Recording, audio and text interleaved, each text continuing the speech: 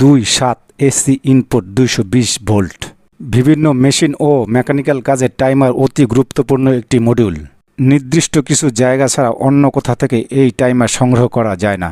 যদি এমন হয় কাজের পূর্ব মুহূর্তে আপনি দেখলেন আপনার টাইমারটি কাজ করছে না অথবা আপনার কোনো ভুল কাজের কারণে টাইমারটি নষ্ট হয়ে গেছে, তাহলে আপনি কি করবেন?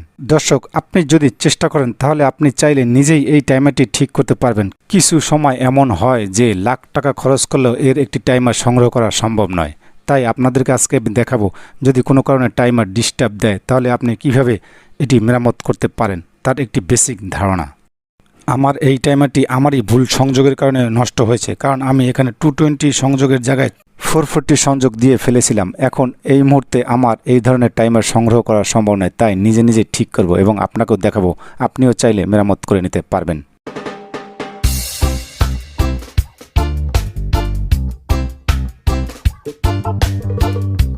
টাইমারটির ভিতরে একটি ট্রান্সফর্মার দেখা যাচ্ছে। আমরা এই ট্রান্সফর্মার ভিতরে 220 ভোল্টের সিরিজ লাইন দিব, দেখব যে সার্কিটটি ঠিক আছে কিনা। পিসিতে ডায়াগ্রাম দেওয়া আছে। 2 আর 7 ইনপুট কানেকশন হয় সবসময়, আপনারা জানেন। 2 আর 7 আমরা এখানে সিরিজ লাইন দেব 220 ভোল্ট।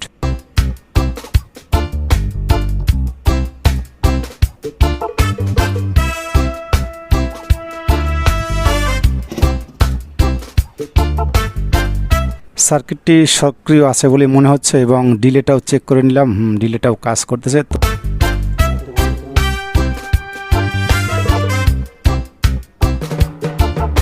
ইনপুট লাইনের পিনে কালো কালো দেখা যাচ্ছে, মনে হয় ওইখানে শর্ট সার্কিট হয়েছে। আমরা এবারকে খুলে দেখব ইনপুট লাইনটির প্রিন্ট ভিতরে।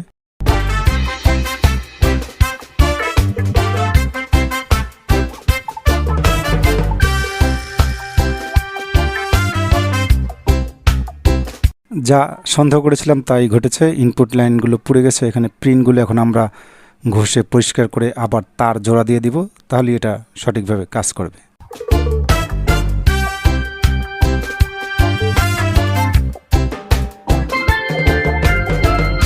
8 নাম্বার পিনের প্রিন্ট সম্পূর্ণরূপে পুড়ে গেছে। এটি একটি রিলে প্রিন্ট। এই প্রিন্টটি রিলের দিকে গেছে। সম্ভবত এই রিলেটি শর্ট হয়ে গেছে। আমরা রিলেটিভ খুলে ফেলে দিয়ে নতুন একটি রিলে বসাবো।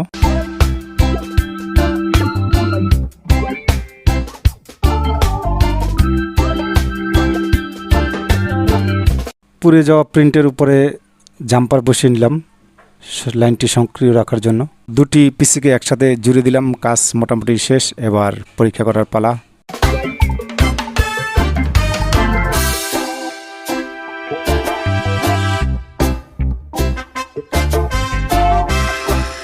দেখতে পারতেছেন ডিলেটি কাজ করতেছে, অতএব টাইমারটি ঠিক হয়ে গেল। আপৎকালীন সময় আপনি এভাবে ডিলেটি ঠিক করে নিতে পারেন।